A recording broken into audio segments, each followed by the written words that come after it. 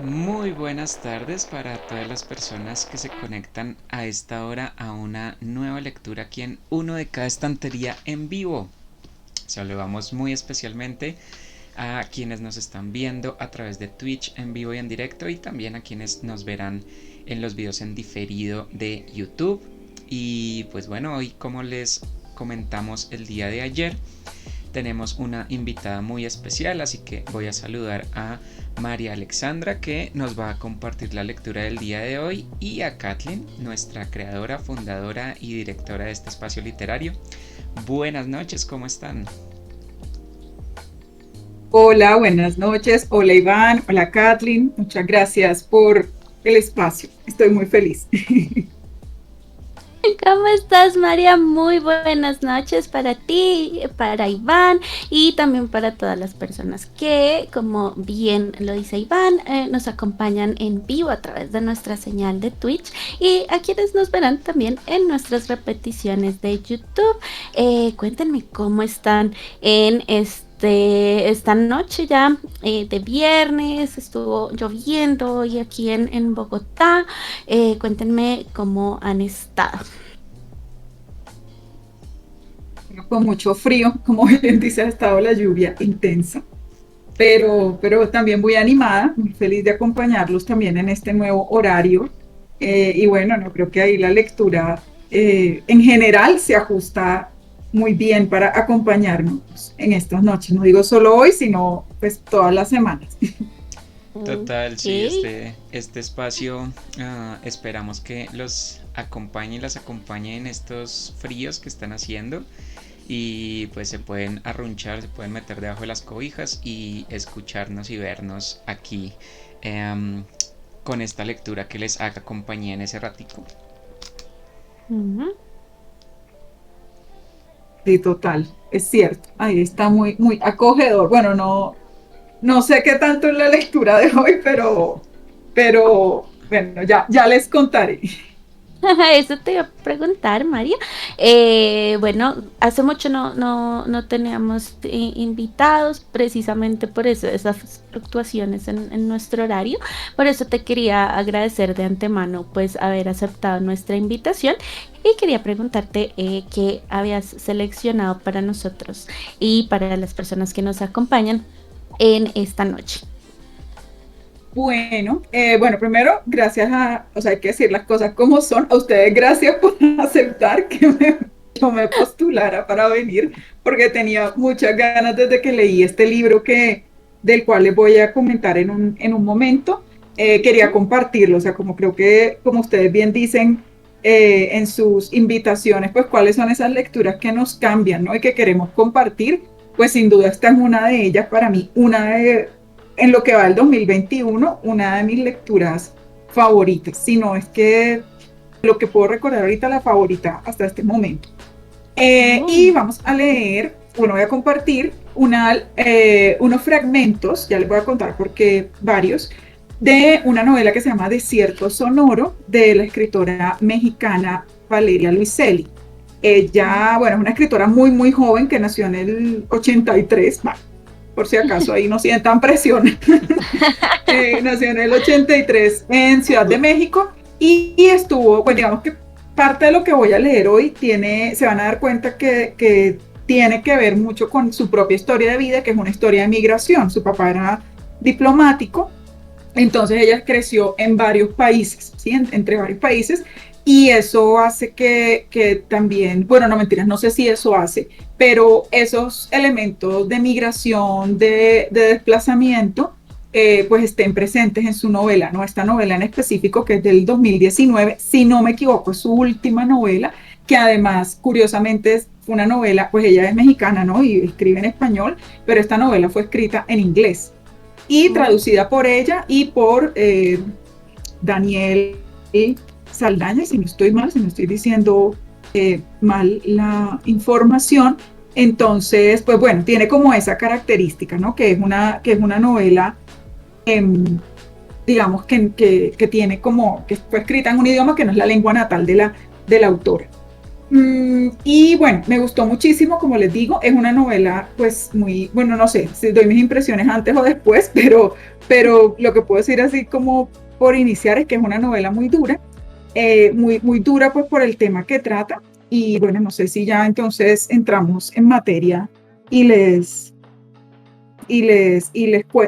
contextualizo un poco al respecto, o no sé si tengan alguna pregunta así como para iniciar.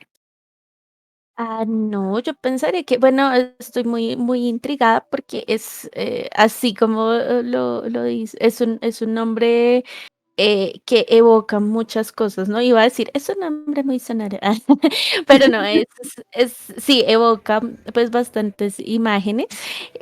Personalmente no conozco a la autora, entonces sí, desde que nos contaste, pues dije como, wow, estoy intrigada, no sé qué pienses, Iván, al respecto. Sí, también ya estoy emocionado por ese contraste entre ser tu novela favorita y que sea una novela muy dura. Quiero saber cuál es ese vínculo ahí entre esos dos conceptos. Entonces, somos todo oídos y pues el Ujú, espacio es tuyo. sí, cuando Listo, quieras. muchas gracias. Entonces, esta novela está dividida en tres partes y les digo que voy a leer fragmentos porque es una novela que, bueno, tiene tres partes. La primera parte se llama Sonidos Familiares, la segunda parte Archivo de Ecos y la tercera parte Apachería, sí, Apachería. Y, pero dentro de cada una de las partes hay unos subtítulos, entonces en realidad creo que eso también hace que la lectura fluya, porque es una novela de 335 páginas aproximadamente, pero la lectura fluye porque hay varias partecitas. Entonces yo voy a saltar de la primera parte. No voy a leer de las otras partes porque en realidad ahí sí que daño, o sea, a mí es dañarle la experiencia a quien vaya a leer, que espero sean todos los que están aquí, todas las que están aquí, porque me encantó, pero no quiero pasar porque la segunda parte hay un cambio muy importante que a mí me sorprendió. Entonces, si lo leo, es como, miércoles, dañé la sorpresa. Entonces, voy a leer solo algunos fragmentos de la primera parte.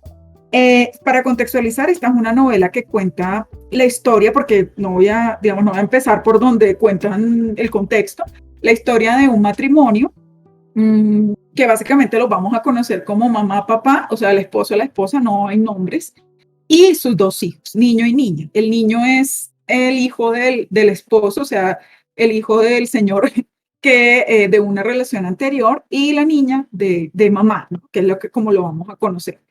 Y Mm, bueno, y nos van a narrar el, el tránsito, o sea, el desplazamiento de esta familia desde Nueva York hasta Arizona. O sea, es un viaje en carretera, que además es una cosa espectacular, las descripciones. Y esta es una pareja de documentalistas sonoros, ¿sí? Entonces, ellos se conocen en Nueva York porque están haciendo un proyecto muy grande sobre sonidos de Nueva York y a esta pareja le corresponde trabajar pues juntos y ellos recogen una serie, dentro del gran proyecto en el que están trabajando, hay una partecita que es en la que ellos se centran, que es recoger los idiomas que se hablan en Nueva York. Entonces, ahí empieza toda la narración de por qué el proyecto y demás, pero cada uno decide eventualmente tomar proyectos aparte. Entonces, lo que voy a ir leyendo son algunos apartados que me parece que van a contar o que cuentan bastante bien, sin dañarnos detalles de la novela, lo que digamos, como la historia principal y unas historias que se van a unir. Entonces, bueno, ahí es donde vienen, ya se van a dar cuenta por qué lo, lo, lo fuerte de este punto. Entonces voy a ir leyendo los subtítulos para que nos ubiquemos y, bueno, y ahí sigo. ¿Listo? Entonces, sí. ahora sí empezamos con Desierto Sonoro de Valeria Luiselli. Este fragmento esta pequeña parte se llama Dientes de leche. Ujú, ¿Cuánto falta? ¿Cuánto tiempo más? Supongo que todos los niños son así. Si están despiertos y van en coche, quieren cosas, quieren atención, quieren parar al baño, quieren comida. Pero ante todo, quieren saber cuándo vamos a llegar. En general les decimos que falta poco. O bien les decimos, el primero que habla pierde. Cuenten todos los coches blancos que pasan. Traten de dormir. Ahora, al detenernos en una caseta de cobro en Filadelfia, ambos se despiertan de golpe y a la vez, como si tuvieran el sueño sincronizado. Desde el asiento trasero, la niña pregunta, ¿cuántas cuadras más? Solo un poquito más y luego hacemos una parada en Baltimore, le respondo. Pero ¿cuántas cuadras más hasta que lleguemos al final? El final es Arizona. El plan es manejar desde Nueva York hasta la esquina sureste de Arizona. A lo largo del camino, en dirección sureste, rumbo a la frontera, mi esposo y yo iremos trabajando en nuestros nuevos proyectos de audio, haciendo encuestas y grabaciones de campo. Yo me concentraré en entrevistar a personas, en capturar fragmentos de conversaciones entre desconocidos, grabar el sonido de las noticias en la radio o las voces en los restaurantes. Cuando lleguemos a Arizona, grabaré las últimas secuencias y empezaré a editar. Tengo 4 semanas para terminarlo todo. Luego, probablemente, viajaré de regreso a Nueva York con la niña, pero de eso no estoy segura todavía. No estoy segura tampoco de cuál sea el plan de mi esposo. Analizo su rostro de perfil. Va concentrado en la autopista que se extiende delante de él. Él irá grabando cosas como el sonido del viento que sopla en las llanuras o los motores de coches en los estacionamientos de moteles. O tal vez los centavos que caen en las cajas registradoras de gasolineras remotas y el rumor de las televisiones de los restaurantes de carretera. Lo irá registrando todo, sin importar si tiene un vínculo directo o no con su proyecto sonoro. No sé cuánto tiempo le llevará este nuevo proyecto, ni qué sucederá después. La niña rompe nuestro silencio, insiste. Les hice una pregunta, mamá, papá. ¿Cuántas cuadras más hasta que lleguemos al final? Supongo que tenemos que ser más pacientes. Los dos sabemos, tal vez incluso el niño lo sabe, cuán confuso debe ser vivir en el mundo atemporal de una persona de 5 años. Un mundo al que no le falta, sino que le sobra tiempo. Por fin, mi esposo responde algo que parece tranquilizar. Vamos a llegar al final cuando se te caiga el segundo diente de abajo. Tartamudeos. A la niña se le cayó un diente antes de tiempo, cuando tenía 4 años y acababa de entrar a la escuela pública. Poco después empezó a tartamudear. Nunca supimos si había una relación causal entre esos eventos: escuela, diente, tartamudeo. Pero en nuestra narrativa familiar, al menos, los 3 quedaron entrelazados en un nudo confuso y cargado de emociones. Una mañana, durante nuestro último invierno juntos en la ciudad, conversé con la madre de uno de los compañeros de clase de mi hija. Estábamos en el auditorio esperando para votar por los nuevos representantes de padres de familia. Las dos hicimos fila durante un rato, intercambiando historias sobre las dificultades lingüísticas y culturales de nuestros hijos. Le conté que mi hija había tartamudeado durante 1 año, a veces hasta el punto de que no lograba comunicarse. Comenzaba cada frase como si estuviera a punto de estornudar. Pero recientemente había descubierto que, si cantaba una frase en lugar de decirla, le salía sin tartamudeos. Y así, poco a poco, había comenzado a superar su tartamudez. Ella me contó que su hijo no había pronunciado una sola palabra en ningún idioma durante casi 6 meses. Nos preguntamos mutuamente de dónde éramos y qué idiomas se hablaban en nuestras casas. Ellos eran de la Mixteca, me dijo. Su lengua materna era el triqui. Yo nunca había oído a alguien hablar en triqui y solo sabía que era una de las lenguas tonales más complejas con más de 8 tonos. Le conté que mi abuela era ñañú y hablaba otomí, una lengua tonal más sencilla que el triqui con solo 3 tonos. Pero mi madre no había aprendido a hablarla y por supuesto yo tampoco, le dije. Cuando le pregunté si su hijo hablaba triqui, me dijo que no, que por supuesto que no. Y dijo, nuestras madres nos enseñan a hablar y el mundo nos enseña a callarnos la boca. Después de votar y justo antes de despedirnos, nos presentamos formalmente. Se llamaba Manuela, igual que mi abuela. La coincidencia le entusiasmó menos a ella que a mí. Le pregunté si me dejaba grabarla un día y le conté sobre el documental sonoro en el que mi esposo y yo seguíamos trabajando. Era difícil dar con alguien que hablara triqui y no teníamos ninguna grabación con esa lengua. Ella aceptó, no muy convencida, y cuando acordamos vernos en el parque cerca de la escuela, unos días más tarde, me dijo que solo me pediría una cosa a cambio.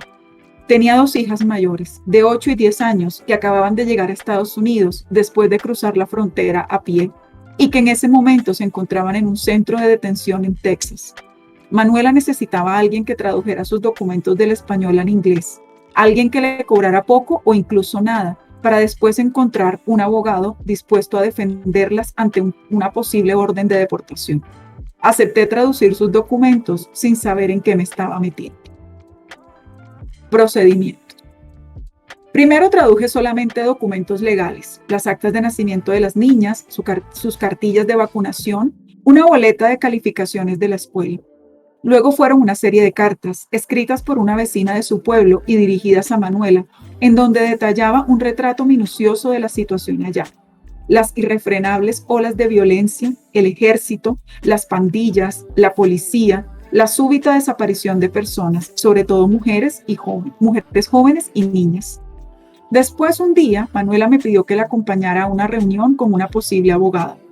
Nos encontramos las tres en la sala de espera de la Corte Federal de Inmigración en el sur de Manhattan. La abogada iba leyendo un breve cuestionario preguntando cosas en inglés que yo traducía al español para Manuela. Ella, a su vez, contó su historia y la de sus hijas. Venían de un pequeño pueblo en la frontera entre Oaxaca y Guerrero.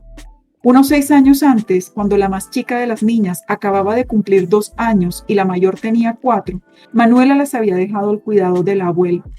La comida escaseaba. Era imposible criar a las niñas con tan poco. Manuela cruzó la frontera sin documentos y se instaló en el Bronx, donde tenía una prima. Encontró trabajo y empezó a mandarles dinero. El plan era ahorrar lo más rápido posible y regresar a su casa tan pronto como pudiera. Pero quedó embarazada, la vida se fue complicando y los años pasaron a toda prisa. Las niñas crecieron hablando con ella por teléfono, escuchando historias sobre la nieve, las grandes avenidas, los puentes, los embotellamientos y más adelante sobre su hermanito. Mientras tanto, la situación en el pueblo se fue volviendo más y más difícil e insegura. Así que Manuela le pidió un préstamo a su jefe y le pagó a un coyote para que trajera a sus hijas. La abuela de las niñas las preparó para el viaje. Les dijo que sería un viaje muy largo y les ayudó a empacar sus mochilas. Una Biblia, una botella de agua, nueces, un juguete para cada una, ropa interior de recambio. Les hizo unos vestidos a juego y el día previo a la partida cosió el número de teléfono de Manuela en el reverso del cuello de los vestidos. Había intentado que se aprendieran de memoria los 10 dígitos, pero las niñas no habían sido capaces. Así que cosió el número en los vestidos y les repitió 1, 2 y muchas veces una sola instrucción. No debían quitarse nunca los vestidos, ni para dormir, ni siquiera si se les ensuciaban, nunca. Y tan pronto como llegaran a Estados Unidos, tan pronto como se encontraran con el primer gringo, fuera este un policía o una persona normal, hombre o mujer, tenían que enseñarle el interior del cuello. Así, esa persona llamaría el número que ella les había cosido en el vestido y les dejaría hablar con su mamá. Ya luego vendría todo lo demás. Y lo demás vino, pero no exactamente como lo habían planeado. Las niñas llegaron sanas y salvas a la frontera, pero en vez de llevarlas al otro lado, el coyote las abandonó en el desierto en plena noche. Una patrulla fronteriza las encontró al amanecer, sentadas al borde del camino cerca de un puesto de control, y se las llevaron a un centro de detención para menores no acompañados. Un oficial llamó por teléfono a Manuela para decirle que habían encontrado a sus hijas. Para ser un oficial de la migra, el tipo tenía una voz amable y respetuosa, dijo Manuela. Le informó que, por lo regular, de acuerdo con la ley, a los niños provenientes de México y Canadá, a diferencia de lo que pasaba con niños de otros países, los mandaban de regreso de inmediato. Él se las había arreglado para dejarlas en detención, pero Manuela iba a necesitar un abogado de ahora en adelante. Antes de colgar, le permitió hablar con las niñas. Les dio 5 minutos. Era la primera vez que oía las voces de sus hijas desde que comenzara su viaje. Habló la mayor, le dijo a Manuela que estaban bien, que no se preocupara por ellas. La menor solo respiró al teléfono sin decir nada. La abogada que vimos ese día le dijo a Manuela, tras escuchar su historia, que lo lamentaba mucho, pero que no podía llevar el caso. Dijo que el caso no era lo suficientemente sólido y no dio ninguna explicación más. En silencio nos escoltó hacia la salida de la corte a través de pasillos largos y mal iluminados. Cuando salimos a la avenida era casi mediodía y la ciudad era un hervidero. La marea indolente de las muchedumbres, el concierto de claxones de los taxis, los carritos callejeros de halal dispensando almuerzos, la claridad diáfana del cielo invernal. Me pareció que la normalidad llana de la calle tenía algo de cruel, tan indiferente a lo que sucede detrás de las puertas de ciertos edificios. Antes de despedirnos, le prometí a Manuela que la ayudaría a resolver el asunto. La ayudaría a conseguir un buen abogado. la ayudaría como pudiera. Declaraciones conjuntas. Llegó la primavera, mi esposo y yo hicimos nuestra declaración de impuestos y entregamos todo el material para el proyecto del paisaje sonoro. Había más de 800 idiomas en Nueva York y habíamos grabado todos o casi todos a lo largo de 4 años de trabajo. Por fin podíamos pasar a lo siguiente. Y eso fue exactamente lo que hicimos. Pasamos a lo siguiente, aunque no del todo juntos. Yo me había involucrado más en el caso legal que pendía contra las hijas de Manuela. Un abogado de una ONG había aceptado finalmente llevarlo, y aunque las niñas no estaban todavía con su madre, al menos las habían transferido de un centro de detención con alta vigilancia en Texas a un complejo supuestamente más humanitario, un antiguo Walmart reconvertido en albergue para menores indocumentados cerca de Lordsburg, en Nuevo México.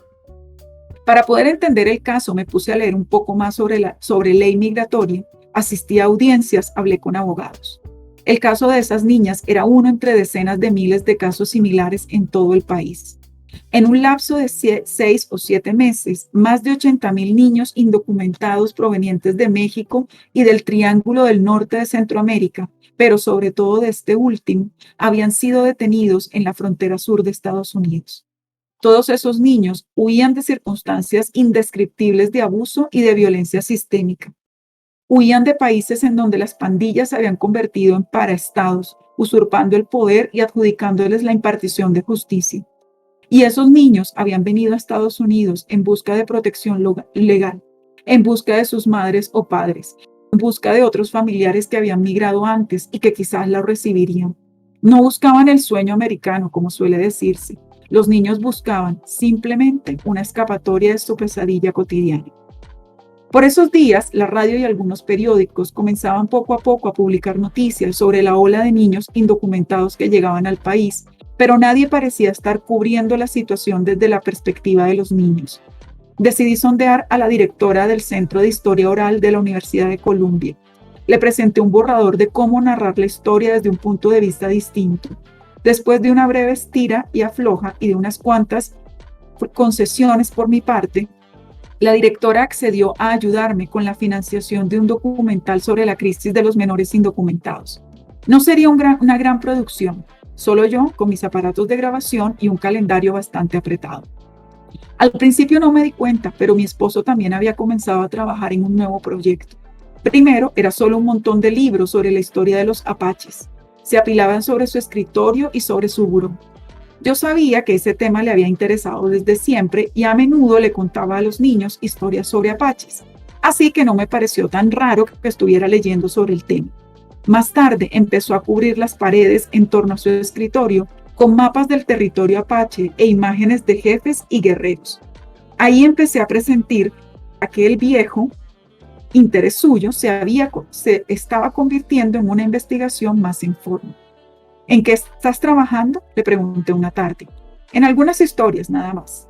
¿Historias de qué? De apaches. ¿Por qué de apaches? ¿De cuáles apaches? Me dijo que le interesaban Cochise, Jerónimo, Nana y los otros jefes chiricahuas porque habían sido los últimos dirigentes, en un sentido moral, político y militar, de las últimas personas libres del continente americano. Los últimos en tener que rendirse ante la violencia del gobierno gringo y el mexicano. Desde luego, era una razón más que suficiente para emprender una investigación, pero no era exactamente la razón que yo esperaba escuchar. Más tarde, mi esposo empezó a referirse a aquella investigación como su nuevo proyecto sonoro. Compró unas cajas de archivo y las llenó de objetos, libros, fichas con notas y citas, recortes, notas de periódicos y mapas, grabaciones de campo y entrevistas sonoras que encontró en bibliotecas públicas y en archivos privados, además de una serie de cuadernitos marrones en los que escribía a diario de manera casi obsesiva. Yo me preguntaba cómo se transformaría todo aquello en una pieza sonora. Cuando le pregunté por las cajas y su contenido, así como por sus planes y por la compatibilidad de esto con nuestros planes de pareja y familiares, mi esposo dijo nada más que no estaba seguro todavía, pero que me lo diría pronto. Y cuando lo hizo, unas semanas después, hablamos sobre los pasos a seguir. Yo dije que quería concentrarme en mi proyecto, grabar las historias de los niños y sus audiencias en el juzgado migratorio de Nueva York. También dije que estaba pensando solicitar para un puesto en una estación de radio local. Él, por su parte, dijo lo que yo sospechaba que diría. Quería trabajar en su proyecto documental sobre los apaches. Había pedido una beca y se la habían dado. Dijo además que el material que tenía que reunir para su proyecto se vinculaba a locaciones específicas, pero que este paisaje sonoro iba a ser distinto. Se refirió a su proyecto como un inventario de ecos. ¿Inventario de qué?, le pregunté. Los fantasmas de Jerónimo y los últimos apaches libres. Cuando vives con alguien, aun si lo ves a diario y puedes predecir cada uno de sus gestos en una conversación, incluso si puedes leer las intenciones que subyacen a sus actos y calcular con relativa precisión su respuesta a una circunstancia u otra, cuando estás segura de que no queda en él un solo pliegue inexplorado, incluso en ese caso el otro puede repentinamente convertirse en un extraño. En medio de sus respuestas más bien elusivas, mi marido dejó algo en claro, algo que dejó caer sin previo aviso y que se instaló entre nosotros como un tercer miembro de la pareja. Para trabajar en su proyecto necesitaba tiempo. No le bastaría con un solo verano, necesitaba silencio y soledad. Necesitaba mudarse de manera más permanente al suroeste del país. ¿Qué tan permanentemente?, le pregunté. Quizás 1 año o 2, quizás más. ¿Y a qué parte del suroeste? No lo sé todavía. ¿Y qué con el proyecto que tengo aquí?, pregunté. Es un proyecto importante, fue todo lo que dije. Voy a saltarme a unos fragmentos más adelante donde ya estamos en carretera, por decirlo de alguna manera. Mientras llego ahí. Okay. Este fragmento se titula Futuro. Y luego el niño cumplió 10 años, lo llevamos a comer a un buen restaurante y le dimos regalos, ningún juguete. Yo le regalé una cámara Polaroid y varias cajas de película, tanto en blanco y negro como a color. Su padre le regaló un kit para el viaje, una navaja suiza, unos binoculares, una linterna y una pequeña brújula. A petición suya, además, accedimos a desviarnos del itinerario originalmente planeado y pasar el día siguiente, el primero de nuestro viaje, en el Acuario Nacional de Baltimore. El niño había hecho una presentación en clase sobre Calypso, la tortuga de 230 kilos a la que le falta una aleta y que vive en aquel acuario, y se había obsesionado con ella desde entonces.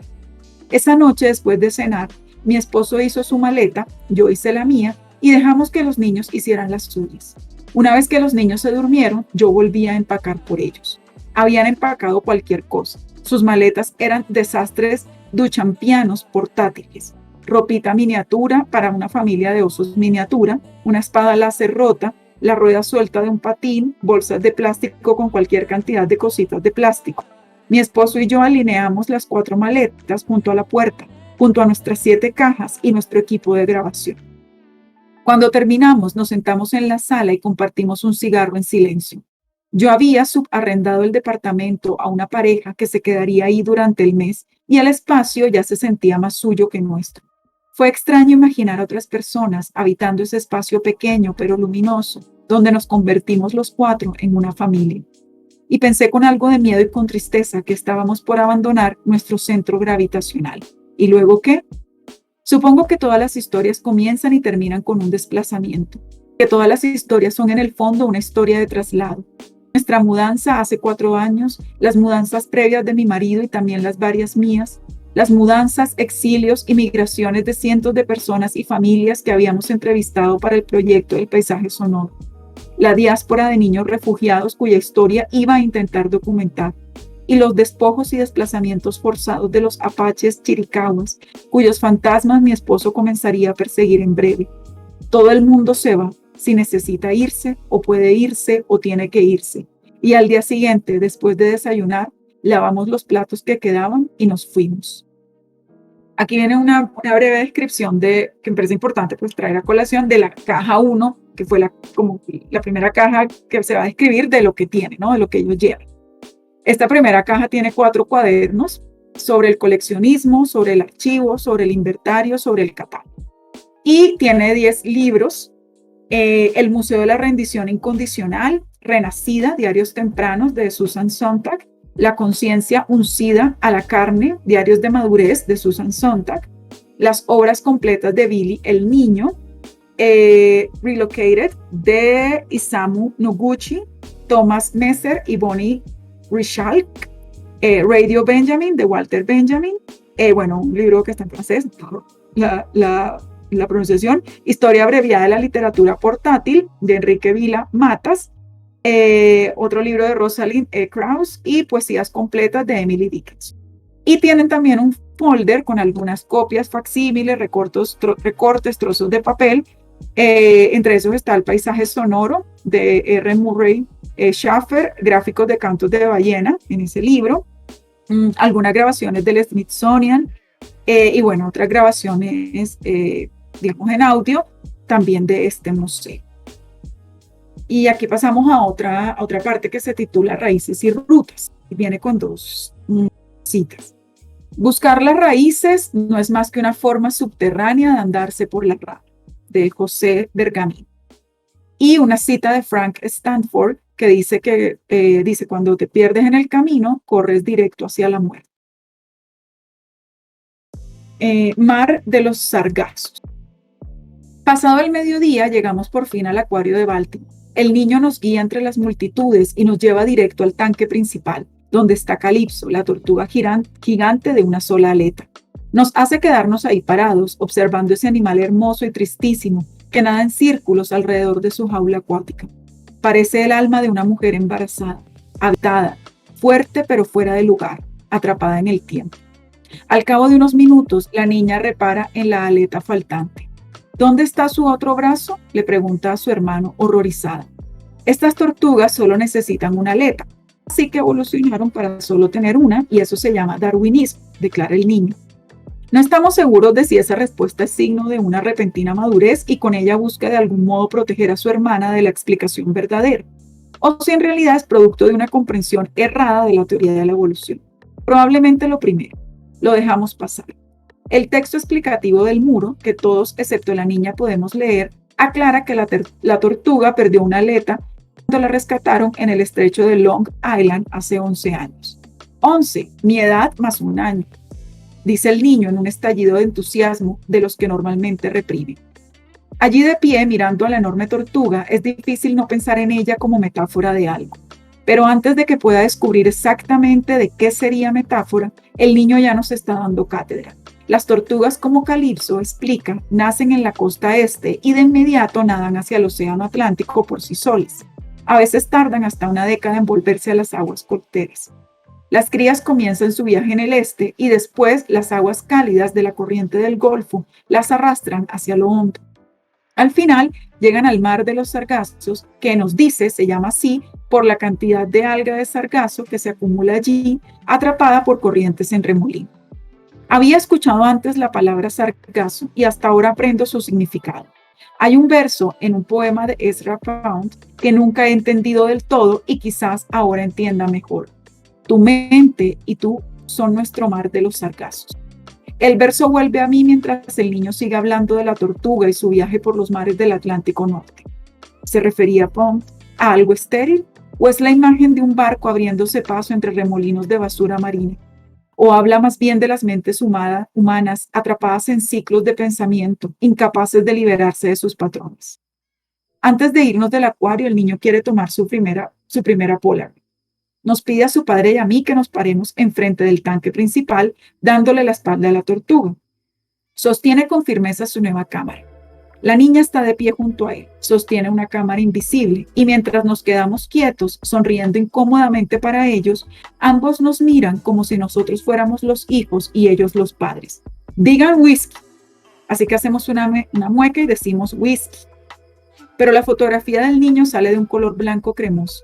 Su foto quizá no es un registro de nuestros cuerpos físicos, sino de nuestras mentes que deambulan, reman, circulan, perdidas en un remolino inmóvil, preguntándose por qué, pensando dónde, cómo y ahora qué. Y aquí salto ondas sonoras. El sonido, el espacio y el tiempo están conectados de un modo mucho más íntimo del que solemos reconocer, aunque no entendamos del todo su relación.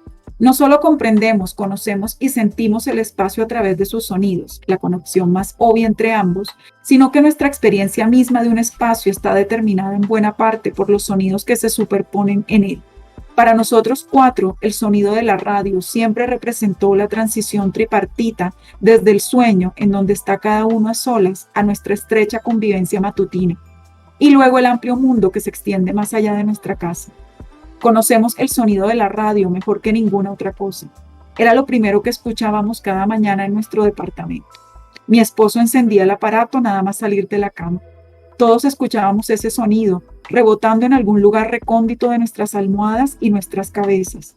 Y con él salíamos lentamente de nuestras camas y caminábamos hasta la cocina.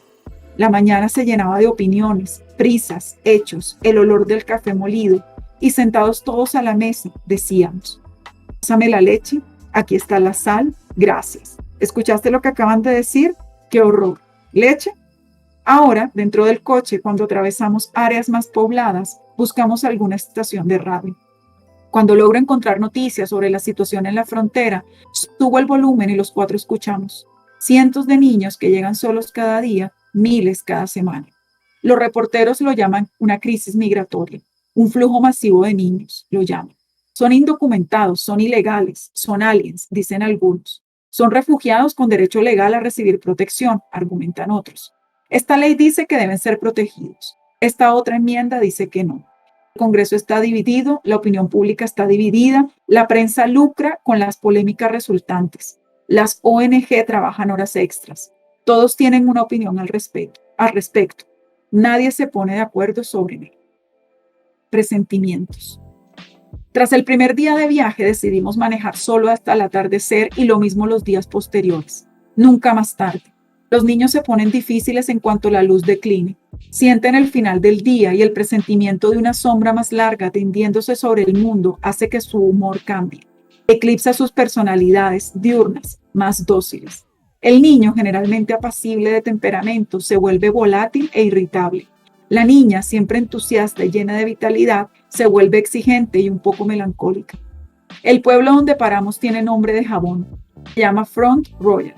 Está en Virginia y pronto se va a poner el sol. En la gasolinera donde nos detenemos a llenar el tanque suena a todo volumen rock supremacista blanco. La cajera se persigna rápida y discretamente, evitando mirarnos a los ojos cuando el total a pagar marca 66,60. El plan era buscar un restaurante o una cafetería para cenar, pero después de esa parada, ya de regreso en el coche, coincidimos en que es mejor seguir de largo, pasar desapercibidos en pueblos como estos. A menos de 2 kilómetros de la gasolinera encontramos un Motel 6 y estacionamos el coche. La recepcionista nos informa que hay que pagar la noche por adelantado y nos señala un corredor largo y clínico que conduce a nuestra habitación. Sacamos de la cajuela del coche lo necesario. Cuando abrimos la puerta de nuestra recámara, nos encontramos con ese tipo de luz que hace que incluso espacios desangelados como este parezcan un recuerdo de la infancia. Las colchas con estampado de flores bien fajadas bajo el colchón, la alfombra marrón despeinada pero limpia, motas de polvo suspendidas en un rayo de sol que entra a través de las cortinas verdes apenas entreabiertas. Los niños ocupan el espacio de inmediato. Se quitan los zapatos, saltan de una cama a otra, encienden la tele, la apagan, beben agua de la llave, se mojan la cara y la cabeza. Cenamos cereal seco directo de la caja y sabe rico, sentados en la orilla de las camas.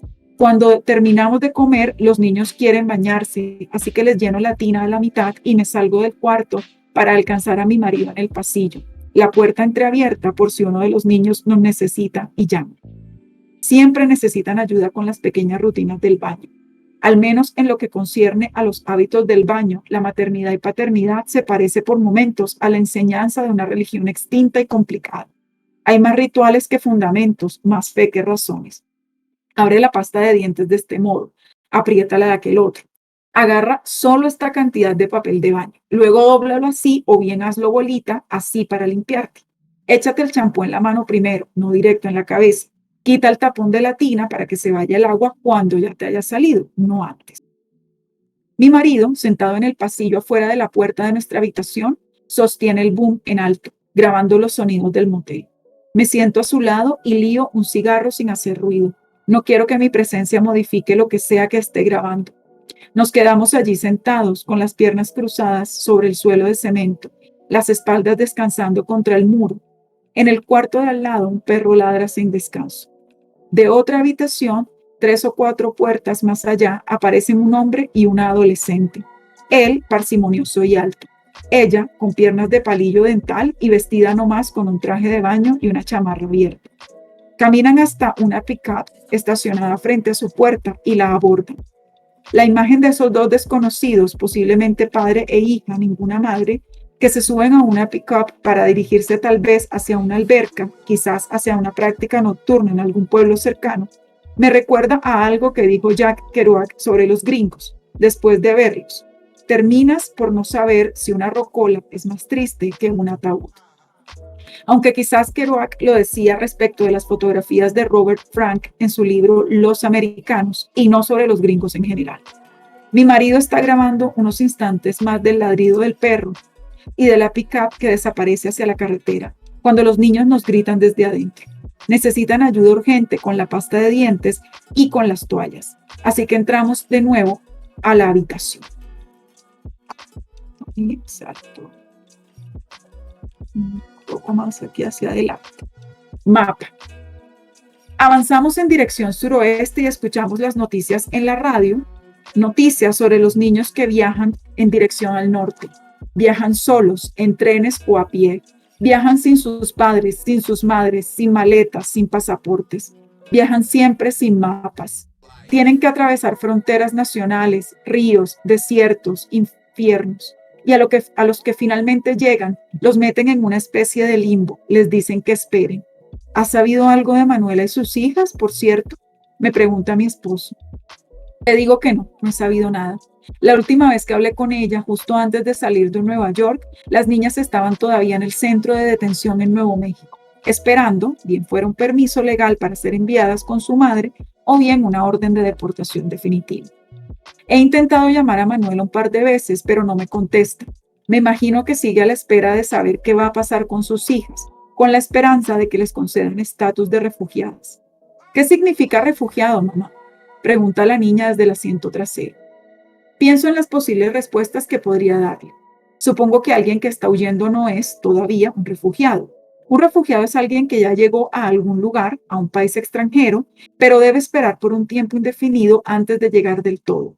Los refugiados esperan en centros de detención, refugios o campos, bajo custodia federal y muchas veces vigilados de cerca por guardias armados. Hacen largas filas a la espera de comida, de una cama donde dormir. Esperan con la mano levantada para preguntar si pueden usar el baño. Esperan para que los dejen salir. Esperan para hacer una llamada telefónica. Esperan a que alguien los reclame o venga a buscarlos. Y luego hay refugiados que tienen la suerte de reunirse por fin con sus familias, de vivir de nuevo en una casa, en una ciudad.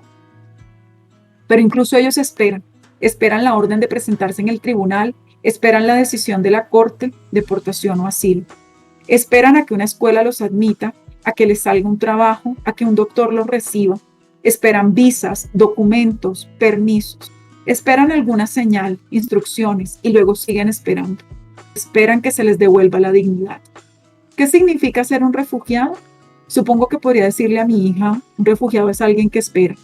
Pero en lugar de eso le digo que un refugiado es alguien que tiene que encontrar una nueva casa. Y luego, para suavizar la conversación, para distraerla de todo esto, busco una lista de música y le doy play. El ambiente en el coche se aligera, o al menos lo hace más llevadero. ¿Quién canta esta canción de fa, fa, fa, fa, fa?, pregunta la niña. Talking Heads. ¿Y los Talking Heads tienen pelo? Sí, claro. ¿Largo o corto? Corto. Nos estamos quedando sin gasolina. Tenemos que tomar una salida, encontrar un pueblo, dice mi esposo. Cualquier lugar donde tengan una gasolinera. Yo saco de la guantera el mapa y me pongo a estudiar. Y hasta aquí. Wow, bueno, no, muchísimas gracias, María, por esta lectura. Wow, muchísimas cosas que comentar. Porque bueno, hay varias historias contándose ahí, ¿no? Sé que no queremos spoilers, pero sí siento que de entrada es pues una lectura muy amena. Yo me imaginaba todo, digamos, esa escena del desayuno fue como estar ahí, ¿no? Siento que es una forma de narrar bastante amena, o sea, es bastante cómoda, pero sí, definitivamente lo que nos contaste al principio es una historia bastante dura, ¿no? Y siento que tiene muchas capas. No sé, Iván, ¿tú qué piensas de este fragmento que María nos leyó? Sí, total, lo que mencionaba sobre los paisajes, sí, completamente real. Yo me sentí como en una típica película gringa en la que hay un viaje por carretera. O sea, no sé, tipo, ahorita que recuerde, no sé, de pronto el viaje de Terminator 2 cuando están desplazándose para ir a buscar a Skynet, pero es la imagen viva de un viaje gringo. Ujú. Los niños molestando en la carretera, llegar a parar a un motel porque nos cogió la noche y toca pasar la noche. Sí, esa descripción me pareció muy cinemática, muy cinematográfica. Y pues nada, quería agradecerle mucho a María la manera en la que escogió los fragmentos porque ese contraste que nos marcaste entre el viaje de esta familia para hacer pues sus investigaciones y el viaje que están contando de fondo, pues creo que es lo que le da esa dureza de la que hablabas al inicio, al relato. Me hizo recordar un poco esta película, no, ahorita se me va completamente el nombre, pero es una película sobre narcotráfico en la cual pues están entre México y Estados Unidos y las escenas en México son grabadas con un filtro amarillo que hace ver el país como una vaina asfixiante, como que hay que salir de allá, como que es tenaz el asunto, y las escenas en Estados Unidos son con un filtro azul, que es como todo está en calma, todo está súper bien, aquí no está pasando nada, a pesar de que las circunstancias son muy similares. El tema se está trabajando de la misma manera y está pasando en los dos países, pero la perspectiva que nos muestran es completamente diferente. Entonces, pues dicho eso, quería preguntarte si, cómo más, o pues bueno, ya que escogiste los fragmentos de esa manera, y pues la primera pregunta es esa, obviamente, si sí está marcado ese contraste entre los dos viajes y qué otros contrastes que nos puedas contar marca la autora con respecto a esos desplazamientos, a esas migraciones de las que nos está contando. Pues mira que hay una cuestión, o sea, como voy a hacer referencia a esto último y es, se va a unir una tercera perspectiva, voy a ponerlo así. Lo que pasa es que este libro, yo creo que por eso me gustó tanto, es porque a mi modo de ver, es supremamente, o mejor dicho, fue una lectura supremamente novedosa para mí. No, pues seguramente, pues Valeria Luiselli no se lo inventó, pero es esto, creo que se llama hipertextos, o sea, que se van uniendo distintos, o sea, hace referencia a distintos textos y demás, que siempre, yo siempre siento que esa es la palabra, pero resulta que esa no es la palabra, entonces yo digo hipertexto y creo que estoy explicándome. Entonces, esa perspectiva y ese contraste que menciona Iván, y por eso los fragmentos, y bueno, súper que hayan sido acertados como para, sobre todo para invitarnos a la lectura y dárnosla a conocer, se va a unir una tercera parte. Y no leí, pero cuando ellos están en el hotel, esta mujer, mamá, esposa, de quien no sabemos el nombre, se acerca también a buscarla en las cajas de su esposo. Como que sí, como cuando uno dice, "Ay, voy a ir a ver qué fue lo que empacamos". Y, y bueno, entonces abre una de esas cajas y en una de esas va a encontrar en su caja uno de los libros que ella lleva que se llama La elegía de los niños perdidos. Y ese es un tercer relato que se suma, que a mi modo de ver es de lo más duro porque es una historia en la que se va contando la migración, o sea, cómo atraviesan niños X, o sea, digo X, me refiero es como que no tienen nombre, no estamos relacionados con ellos, el desierto para llegar a Estados Unidos. O sea, esta frontera, ¿no? O sea, como este pasaje que además a mí, ya tú decías esto de la película que a ti te recordó, a mí me recordó, por ejemplo, a Babel, la película de González Iñárritu, creo que es él el director, y esa, cuando cruzan el desierto, no sé si la han visto, que la nana cruza el desierto con los niños que lleva, y es una descripción como, o sea, una cosa supremamente dramática. Algo así es lo que nos vamos a encontrar en este libro. Entonces se va a unir esa otra perspectiva en la que en la que ya tenemos la historia del viaje de ellos a la carretera que están experimentando, que tiene sus propias particularidades, la historia de las hijas de Manuela y la historia de estos niños. Y más adelante, que es lo que no quiero dañar, se va a unir una tercera, o sea, una cuarta casi que narración o perspectiva. Entonces, digamos que sí, tenemos como esos distintos puntos de vista, porque además algo que a mí me llama mucho también la atención es la manera como se va contando la historia, o sea, la historia, me refiero a la historia real, por decirlo de alguna manera, de la migración de los niños, de manera particular de los niños mexicanos a Estados Unidos, o sea, ese lugar. Ah, y hay otra historia, perdón, que es la historia de los apaches. Esa, perdón, que no la incluí, es muy interesante, no sé ni siquiera si dije bien los nombres, qué pena, pero es muy interesante porque papá, esposo, le empieza a contar a los niños la historia de los apaches. Y hay también toda una descripción bellísima que yo dije como anotado para cuando algún día viaje.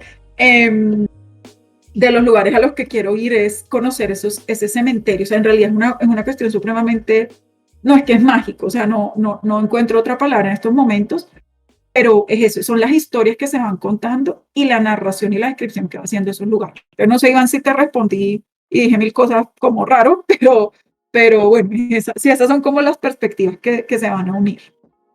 Sí, sí, sí, total. Y de hecho es curioso que precisamente esa elección de la autora, no sé no sé cómo la vean ustedes dos, yo la veo como en parte una reivindicación del asunto y también en parte una generación de una emotividad mucho más fuerte. El hecho de que los personajes que tienen nombre son precisamente los que en estas historias casi nunca tienen nombre, que es Manuela, la señora que se cruzó la frontera y que está esperando a sus hijas, y mientras tanto mamá, papá y los niños, que son como los, entre comillas, protagonistas que nos están llevando a través de esta historia, son los que, de quienes no tenemos nombres. Los apaches también, en el fragmento que nos leíste, pues nos mencionan sus líderes, sus gobernantes, las personas que está investigando papá. Entonces me pareció interesante esa escogencia, tanto por la carga dramática, porque obviamente uno se identifica más con alguien que tenga nombre y que uno pueda como relacionar con algo del mundo real, Mm, y mm. también pues tal vez inversión de roles en este tipo de historias en las cuales pues sí y de hecho la autora misma en los fragmentos que nos leíste lo menciona muchas veces, que son gente indocumentada, y pues ya, hasta ahí llega, como que no sabemos quiénes son y no nos importa. Son indocumentados, son ilegales, y eso hace que los manejen como números, como cosas, como un paquete que no sabemos dónde ubicar, porque pues si lo deportamos pasa algo, si lo dejamos aquí pasa otra cosa, pero no se piensa en ese trasfondo de que es una persona la que está ahí detrás. Entonces me pareció muy, muy chévere ese pedacito. Y además que yo quería también, bueno, sí tenía, te quería preguntar eso, cómo interpretabas de pronto, bueno, también puede ser una cosa al azar, como no sé si de pronto entramos a sobreanalizar ahí, pero sí quería preguntarles, o a ti, María, ¿cómo ves ese tema de, pues, ese uso de los nombres, ¿no? Yo lo interpreto un poco como que esta familia, pues puede ser cualquier familia, ¿no? Entonces, para no darle como un nombre específico a cada uno, pues sí siento que es un recurso bastante llamativo, porque sí, como les decía, digamos que esas interacciones en la familia, su relación también muy, muy interesante. De hecho, todo el texto, como les decía al principio, me parece muy interesante los recursos que usan precisamente para hacerlo sonoro, ¿no? Y no solamente porque dice que están directamente relacionados con el sonido, sino también las palabras que usa, la cadencia con la que, el ritmo con el que está escrito, pues también creo que tiene ahí como su significado, ¿no? Entonces, mi primera pregunta era así como, ¿cómo veías cómo interpretas de pronto esa escogencia de la autora?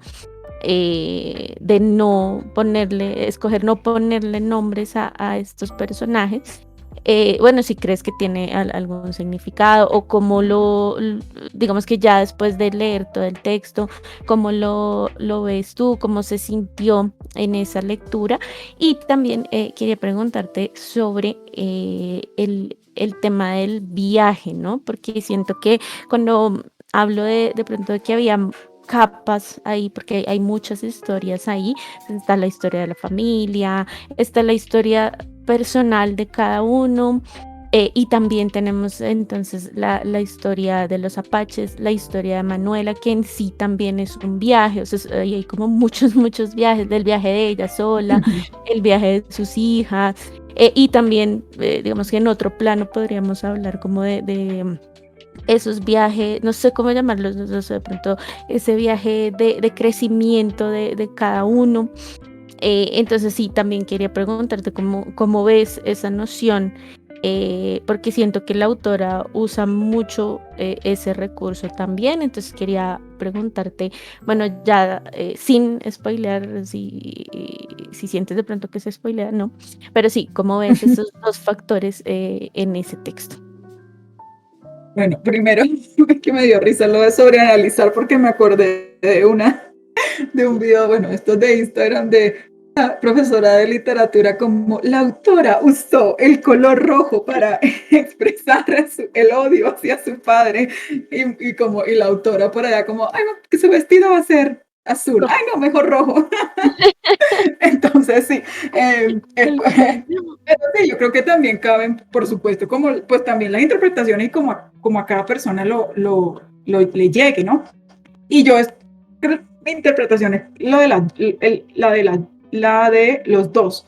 Es decir, creo que sí, o sea, por un lado, mi experiencia de la lectura me pude identificar con los personajes precisamente porque no hay delimitado, o sea, yo que no tengo hijos ni he viajado por Estados Unidos, o sea, duras penas carretera por Colombia, pero me sentí ahí, o sea, sentía que era una narración, además porque es una mujer pues treintañera, ¿no? Que luego lo vamos a saber, pero siento que más esa narración como que mete muchos elementos de la existencia, o sea, es como, y creo que eso es una de las cosas que más me gustó del libro, como que hay tantas preguntas y tantas cosas que yo también quizás me he llegado a preguntar, pese a que no son las mismas. Entonces siento que esa perspectiva de los personajes sin nombre y sin muchas, como que hay muchas descripciones en torno a sus formas de ser, más no a este fulanito y no sé qué, sí me mete.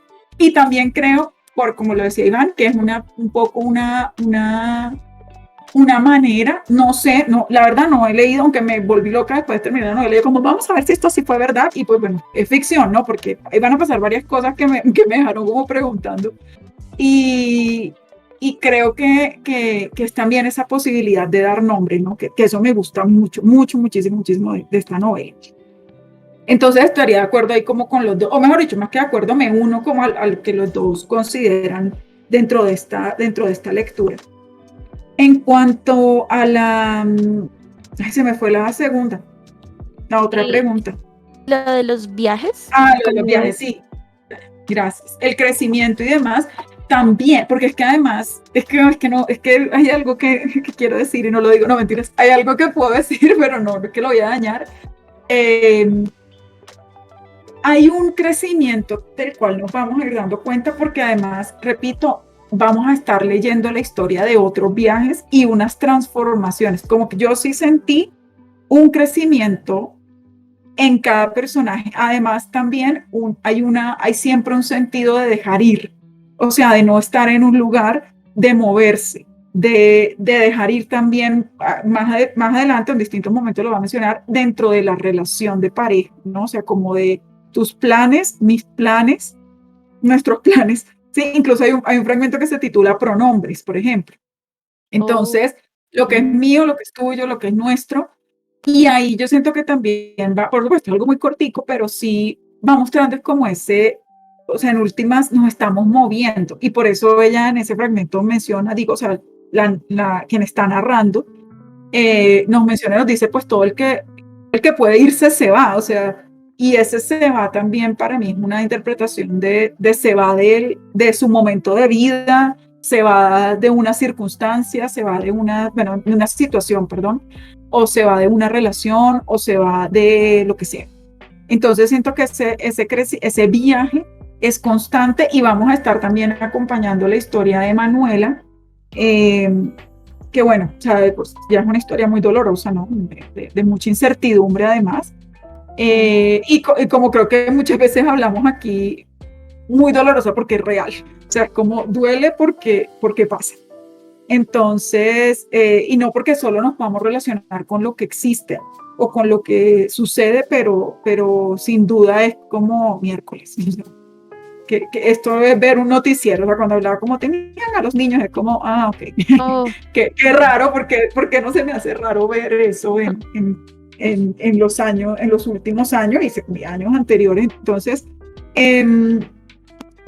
Entonces sí, creo que sí hay esa perspectiva de viaje y esa perspectiva de ese moverse, o sea, el viaje como un me muevo y sigo adelante y bueno, o en espiral, ¿no? Como también se dice, ¿no? No siempre es avanzar necesariamente hacia adelante, sino quizás continuar, o sea, si subir, bajar, etcétera. No sé si era por ahí, Katy. Sí. Claro, yo siento que digo 20 cosas, perdón. Tranquila, no, para eso estamos. Además que sí, siento lo que dijiste al principio, obviamente este espacio es precisamente para eso, ¿no? Esas lecturas que nos cambian la vida y que pensamos que le pueden cambiar la vida a alguien más, ¿no? Entonces sí, de entrada, sí, súper bien explicado. Además que lo que te digo, ya teniendo la perspectiva de todo el texto. Digamos que yo personalmente pues me quedo muy intrigada porque como te digo, me parece un texto que está pues muy contado, muy bien contado.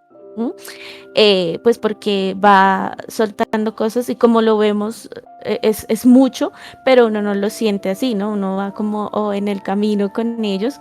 Entonces sí, también siento que es un texto que trabaja muy bien pues todas esas capas. Yo realmente no sabía cómo se llamaba pues esa técnica, pero sí, siento que está muy bien utilizada. Quería preguntarte cómo llegaste a este texto, a leer este libro. Buen punto. Pues mira, en realidad nos lo recomendó una amiga, Ángela Martín, de un grupo literario en el que estaba con mis compañeras, en el que estamos, lo intentamos en la virtualidad, de Uniminuto, que algunas ya no están en Uniminuto, pero pues seguimos conversando y estábamos buscando un libro después de leernos Los Abismos de Pilar Quintana, que también me postulo desde ya, también me encantó. Y dijimos como, bueno, ya nos leímos este libro, entonces ahora, ¿qué más? Y bueno, algunas no están en Bogotá, entonces algunas están en los trabajos de campo y era difícil como, no, pues cojamos tal libro y comprémoslo. Y Ángela dijo, bueno, yo tengo pues está como pues todo ahí legal y demás, entonces lo podemos revisar y bueno, ahí cada una pues buscó su acceso y nos recomendó ese libro. Entonces fue gracias a ella que pudimos acceder y bueno, todavía no lo hemos discutido, todavía no lo hemos conversado, seguramente al conversarlo ya en grupo, pues así como lo hacemos aquí, también creo que la conversación es importante también como para ver qué se refleja, ¿no? De pronto tengo una idea y mientras la cuento, eso también, ese reflejo, ¿no? Que hace la otra persona me parece importante. Entonces, bueno, así fue que llegamos y muy chévere, sobre todo porque también estaba pensando como que muy pocas veces llega un libro sin saber mucho, ¿sí? O sea, como que yo siempre es como, vamos a ver o sea, no sé, es como de los misterios, creo que cada persona sabe cómo llega a sus lecturas, pero generalmente a mí es como que me las súper recomendaron o yo busqué, o ya es un autor o autora que me gusta, entonces ya como la vieja confiable, que en mi caso Rosa Montero, por ejemplo, no le he conocido esa mala, salvo la de ciencia ficción, que ahí voy. Pero, pero sí, o sea, entonces yo dije tan raro, y yo creo que quizás la sorpresa, o sea, de no esperarme, de como decir, bueno, pues leámoslo porque lo vamos a leer igual todas, y porque es feo, yo ahí no leí, darme cuenta de que me lo devoré, porque además me acuerdo que la última vez que vine, ¿no? Que nos conectamos, Iván me preguntó como alguna vez te has quedado hasta tarde como leyendo un libro, y yo como viendo series, sí, leyendo no.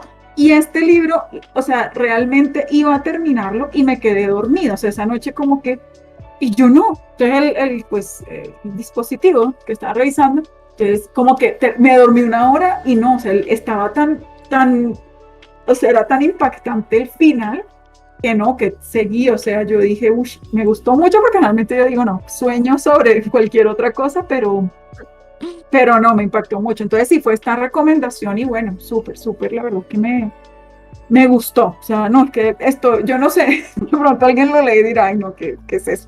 Pero a mí me encantó y quiero seguir leyendo perdón, más libros de Valeria Luiselli, sin duda. Además que sí, no sé si, pues estaba revisando antes de nuestro encuentro de hoy, y sí, digamos que tenemos, pues lo que tú dices sobre la autora, pues es una autora pues relativamente joven. Y pues ya tiene encima como el éxito de una de sus novelas que se llama Los Ingrávidos. Entonces, pues sí, digamos que alguien leía también un artículo que la denominaba como la próxima revelación de la literatura latinoamericana. Digamos que yo, como les decía personalmente, pues no la conocía y tampoco pensaba que el texto iba a ir para allá, ¿no? Cuando empezaron a mencionar, pues porque sí había leído como, ok, hizo un viaje en carretera, ok, ujú, pero sí, digamos que no me esperaba ese giro como con la historia de Manuela, entonces algo como tan actual, ¿no? Entonces uno dice como, oh, ok, ya estamos como en otra cosa. Entonces sí, me gustó bastante como ese contraste y esa manera de contar esa historia. No sé tú qué pienses, Iván, al respecto. Sí, total, había una cosa que me llamó mucho la atención y pues, retomando lo que mencionaba María hace un momento de ese énfasis en el movimiento, Mm, em, pues eso me llamó mucho la atención y creo que es uno de los incentivos por los cuales terminaría de leer esta novela, y es primero por ese inicio con el concepto del tiempo, cuando nos está hablando de los niños y de cómo ellos están preguntando constantemente si ya llegamos, ya llegamos, ya llegamos, en términos mm, temporales.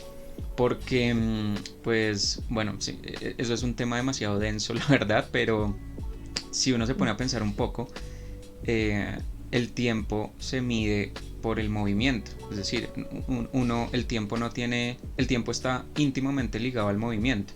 Nosotros medimos los días por el tránsito del Sol, que es un movimiento, la Tierra moviéndose sobre su propio eje. Medimos los años por el movimiento de la Tierra alrededor del Sol. Medimos las horas o los minutos por el movimiento de un átomo de cesio, que es la medida estándar del tiempo hoy en día.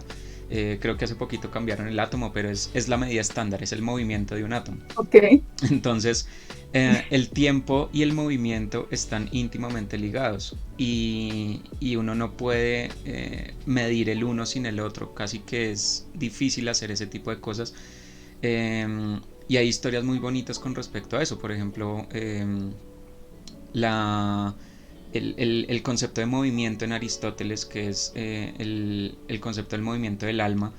Cuando uno lo piensa, pues uno dice, ¿qué significa que nosotros envejezcamos? Es básicamente que nos estamos moviendo a través del tiempo.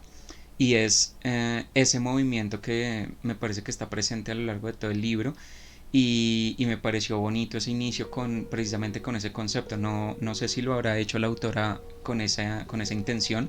Probablemente me estoy yendo 3 barrios por delante en fantasías, pero me pareció un concepto bonito. Y por el otro, y que tiene que ver con lo que mencionaba Cata, de que hay un montón de viajes ahí, hay algo que sí me parece que la autora toma en cuenta, porque en uno de los fragmentos que nos leíste aparece esa discusión, y es que no todos los movimientos son iguales, no todos los viajes son iguales. Y eso es algo que se discute mucho, por ejemplo, en teoría migratoria. Uno, como pues ciudadano común y corriente, usa los mismos conceptos para todo. Refugiado es lo mismo que migrante, migrante es lo mismo que inmigrante, y uno no distingue esas categorías, pero en teoría migratoria sí hay una distinción entre todas esas cosas. No es lo mismo un refugiado que un migrante, no es lo mismo un migrante que un inmigrante. Obviamente esas no son los mismos que un viajero. Y hay una parte que me llamó mucho la atención, es cuando mamá se da cuenta que papá está investigando los apaches y que se ganó una beca y que le va a tocar moverse con él. Y ella lo ve como un movimiento que, si bien uno diría como, pues bueno, es una esposa yéndose con su esposo, la manera en la que ella lo cuenta parece vincularse un poco con la manera en la que los movimientos de las hijas de Manuela se están dando. No es un movimiento voluntario, es me toca. Y obviamente no se siente de la misma manera porque las circunstancias no son iguales, pero eso nos permite ver o al menos en mi concepto nos permite ver lo difusas que son esas categorías de migración. Si uno se va de su país, por ejemplo, lo está haciendo porque le toca o porque quiere. Y muchas veces ese me toca y quiero se difuminan mucho. Si yo quiero estudiar y en mi país no tengo oportunidades, pues me voy para otro país. Si tengo las posibilidades, ahí me fui porque me tocó o porque quise irme a estudiar. Entonces empieza una discusión muy interesante sobre el tema migratorio, y una discusión que a mí me gusta mucho, específicamente porque yo soy de la creencia de, como dirían en Falcon y Winter Soldier, un mundo sin fronteras. Ese concepto de por qué, o sea, en qué momento, obviamente pues eso históricamente es en la fundación de los estados, pero en qué momento, y creo que tiene que ver con la historia de la tortuga que nos cuenta el niño, en qué momento moverse se volvió ilegal, que es una cosa que uno como que no le cabe en la cabeza, como ¿por qué diablos dar un paso es algo ilegal? Y uno lo vive muy fuerte cuando, por ejemplo, visita zonas de frontera. Si alguna vez han viajado, aunque sea una frontera interdepartamental en nuestro propio país, pasar una frontera es dar un paso, no es más, ahí no hay nada mágico, no hay nada raro, es dar un paso. La frontera es completamente imaginaria y dar ese paso es ilegal. Entonces es algo que uno, no sé, si uno lo piensa un poco, como que no le cabe muy bien en la cabeza, y creo que tiene que ver con toda esa mezcolanza de conceptos y con esa misma confusión de mamá cuando el hijo le pregunta qué es un refugiado y ella no sabe qué responder. Yo creo que ninguno de nosotros sabría qué responder ante eso, a menos de que estudie el tema, y aún estudiando el tema es muy difícil agarrar esos conceptos. Entonces me parece chévere esa discusión y la aparición de todos estos viajes distintos de los que ustedes están hablando como una especie de representación de esas dificultades a la hora de delimitar esos movimientos de las personas. Claro, además que es lo que tú mencionas, el tema, yo voy a ponerlo como el tema de, bueno, no sé si esta es la palabra, pero emocional, o sea, es entender también que ese movimiento trae consigo también como unas ideas a partir de, bueno, trabajo que estamos haciendo con Arpel Moreno y Chimamanda del territorio, por ejemplo. Entonces, ¿qué es lo mío? ¿Qué es lo tuyo? Y eso va a estar presente en la historia de los apaches, o sea, además porque es como exterminados en su propio territorio, y es una cuestión, o sea, que a veces son como unas historias todas románticas y fantásticas que se cuentan y es como, no, aquí hubo mucho dolor y mucha sangre. Y es eso, o sea, es como en qué momento se volvió, como tú lo decías, Iván, ilegal que nos moviéramos, o sea, porque alguien arbitrariamente, yo lo veo así, perdonen mi visión como tan simplista del hecho, pero como que dijo, ay, aquí voy a trazar esta línea, y ya sí ya pasó el punto, y entonces ahora es que tú aquí no puedes cruzar. Y ese relato de la migración y ese relato digamos, o sea, sobre todo, es que me acordé de las películas de Babel y me acordé, por supuesto, de nuestra película colombiana Paraíso Travel, ¿no? Que es o sea, y de esta cuestión de pasar y pasar en unas situaciones durísimas y pensar que son niñas, que son niños viviendo esto solo, o sea, en realidad era como que ahí estaba como, Dios mío, o sea, yo a mis 33 años creo que me volvería nada si tuviera que pasar esa situación, era un niño, una niña, aunque quizás en esa ingenuidad, ¿no? Hay una fuerza de uno que ya conoce otras cosas.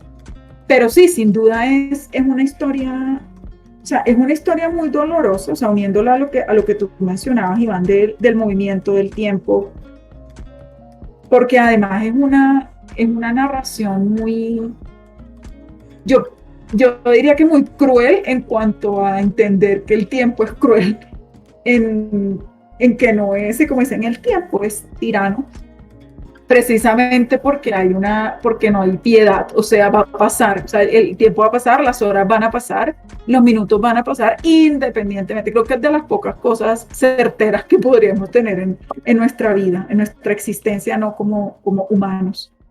Eh, entonces sí, creo que ese movimiento esos ires y venires también internos, ¿no? O sea, porque en Manuela lo vamos a ver de la esperanza y luego la esperanza que desaparece y luego la esperanza que vuelve a aparecer y también en esta mamá que está acompañando ese trayecto de unas hijas que no son suyas y al mismo tiempo el trayecto de unos niños que no son suyos, pero que igual están allí. Y como ella dice, no solo están allí, sino que nadie cuenta la historia desde su perspectiva.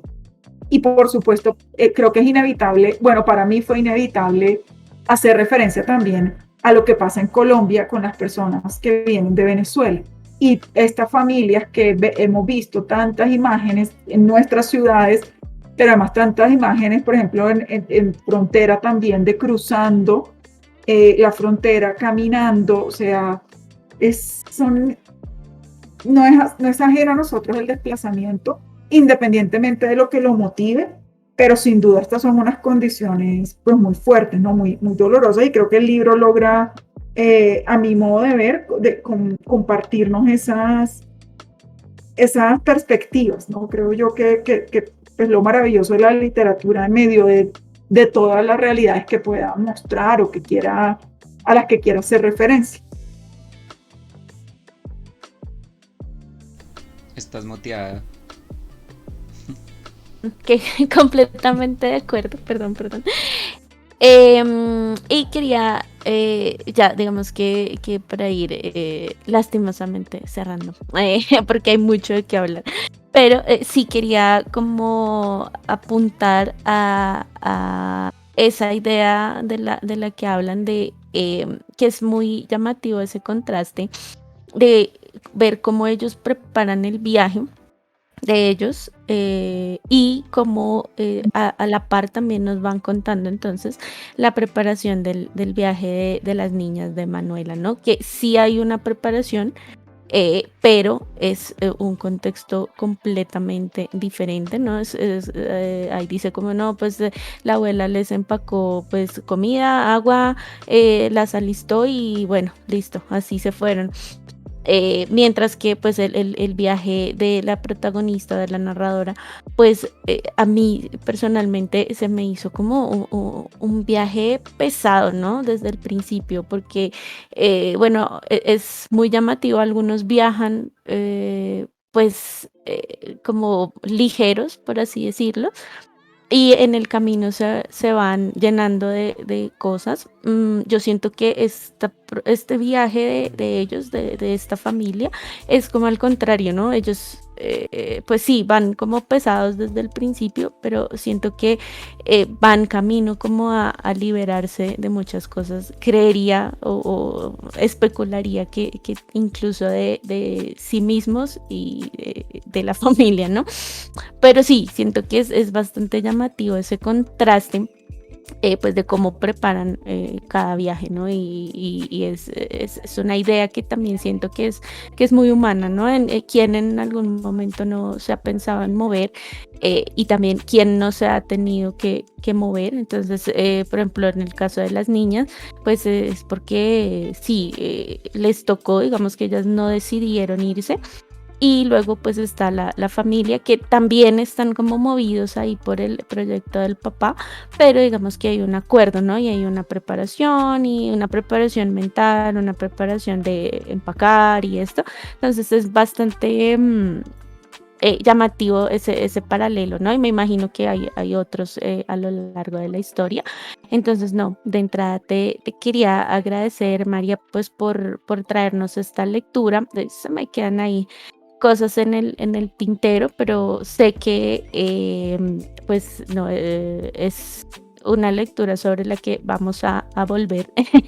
Y pues no, desde ya también quedas súper invitada pues para esas otras lecturas que también quieres mostrarnos. Entonces, no, de entrada te quiero agradecer muchísimo porque sí, personalmente me deja pensando mucho esa historia y sí, pues bastante antojada. No sé qué piensas tú, Iván. Sí, total. Gracias por presentarnos a esta autora, este texto. Me gustó mucho. Yo creo que sí. Voy a ver si le saco el tiempito para terminarlo porque, pues sí, lo que les mencioné hace un momento son interrogantes que me interesan mucho y pues sí, obviamente el asunto humanitario de fondo también es un asunto que creo que debería interesarnos. Lo que pasa con estos niños, ya sean mexicanos o como decía María, en nuestro caso venezolanos, o incluso los propios niños de nuestro país por nuestro desplazamiento interno. Sí. Entonces, me parece un tema muy interesante para analizar y pues como siempre decimos acá, siempre es grato ver que la literatura aborda esos temas y los aborda de una manera tan pertinente y que nos permite contextualizar un poco el asunto, independientemente de que sea ficción o de que sean hechos reales, pues eso nos permite, como dice Aristóteles en su poética, pues nos permite hacer catarsis sobre esos temas y pensar un poco sobre cómo sería nuestra respuesta ante un evento de esos. Entonces, muy chévere la lectura, muchísimas gracias. Reitero la invitación de Cata y pues no sé qué palabras de cierre nos quisieras regalar para esta jornada. No, también agradecerles, por supuesto, por la acogida y también por ser como tan generosos con su espacio para compartir esas otras lecturas. Ustedes saben que soy su fan. Y me encanta, y porque me encanta conocer, y creo que eso también hace parte de este espacio. Así que no, muchísimas gracias. También una invitación a el libro se consigue súper sencillo y, o mejor dicho, es muy fácil conseguirlo, muy sencillo conseguirlo. Y la verdad es que sí, las animo a que lo lean. Yo de verdad siento que no se van a decepcionar y porque además hay unas referencias también musicales, hay referencias también a otros libros, que es como, qué interesante. Me gusta mucho esta autora, o sea, yo estoy así como toda como que los ojos de estrella por sus obras. Entonces, bueno, si leo algo más, por supuesto, les contaré de ella. Y ahí pues estaremos, por supuesto, en contacto y no, pues también animar a quienes escuchan, a quienes están viendo, también a compartir sus lecturas. O sea, yo que siempre lo digo, es un espacio supremamente abierto y cálido, así que adelante, aprovechar, porque esto es lo bonito de la literatura, que también nos va uniendo. Entonces, no, muchísimas gracias y bueno, volveré a molestar. No, para nada, no es ninguna molestia. De hecho, también quería pues que nos contaras. Bueno, ya acabamos temporada del árbol rojo, pero también quería que nos contaras, bueno, sobre dónde te pueden encontrar, la iniciativa de Tertulea, para que también le cuentes a las personas que nos están acompañando.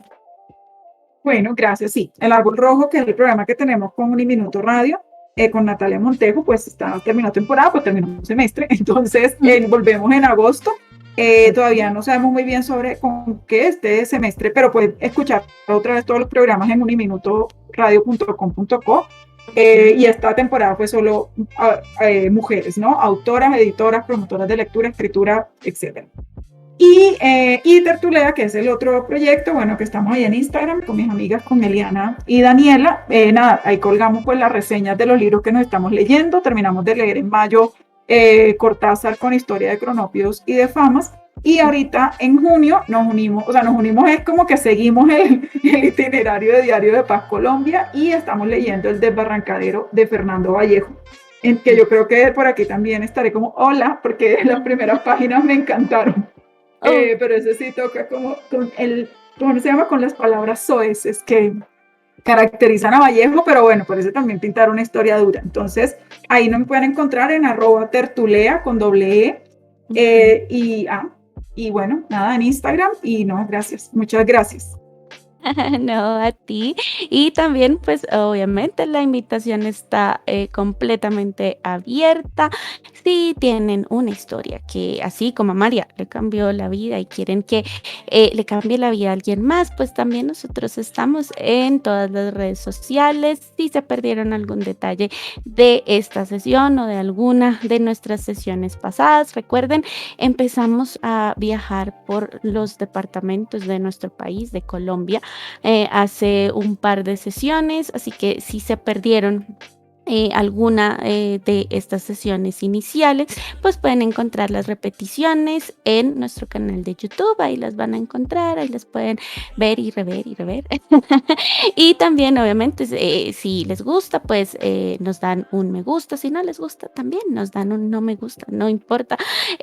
Nosotros estamos muy pendientes de sus reacciones y adicionalmente también estamos en Instagram, donde estamos poniendo fragmentos de las lecturas, los pueden encontrar en formato reel y también vamos a estar poniendo muchas sorpresas que se vienen ya mismito. Y también tenemos nuestras comunidades en Facebook y Twitter. En Facebook estamos poniendo toda la información que podemos encontrar de eventos, todavía hay eventos virtuales, así que pueden encontrar también toda esa información, lo que está pasando en el mundo literario, en el mundo académico, en el mundo del arte, pues para que también se unan y reciban todas estas noticias y en Twitter nuestros micropensamientos y también nuestra comunidad que pues queremos tanto en Twitter. Así que nada, la invitación está abierta a que nos sigan, a que nos comenten todo lo que quieran.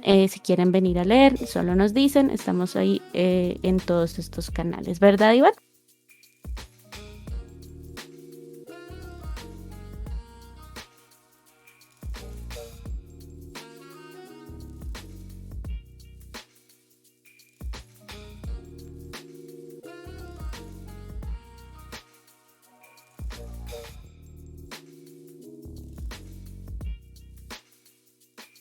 Eh, ya nos estaban mandando a descansar. Ujú,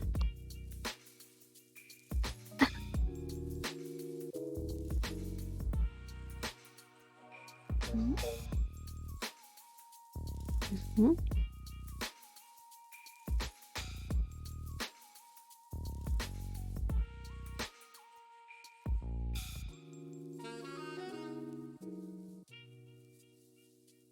Claro que sí, también si nos llegan a extrañar de pronto en alguna de nuestras emisiones, recuerden, nuestras lecturas se están estrenando y hay un calendario de estrenos que pueden ver en nuestro canal de YouTube. Si quieren particularmente escuchar una de las lecturas, ahí van a encontrar la opción de fijar un recordatorio para que sepan cuándo se estrena ese video en particular. Ahí los van a ir encontrando todos.